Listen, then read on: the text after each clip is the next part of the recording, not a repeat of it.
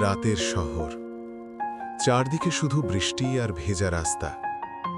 সেই রাস্তায় একা হেঁটে চলেছে একটি ছেলে। তার চোখে অদ্ভুত এক শূন্যতা।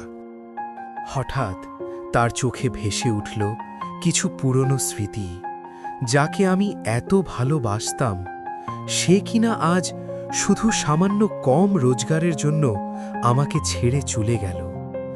এক সময় আমি ছিলাম তার সব কিছু। সে আবার মনে করতে লাগলো কিছুক্ষণ আগের সেই কথা। দেখো, আমি আর পারছি না। আমার মনে হয় এই সম্পর্কটা এখানেই শেষ করি। আমার একটা ভবিষ্যৎ আছে। ভালো থেকো, আর আমাকে ভুলে যেও। এই বলে সে ধীরে ধীরে হাঁটতে শুরু করল। একবারও পিছনে তাকালো না। ছেলেটি নীরব হয়ে তাকিয়ে রইল।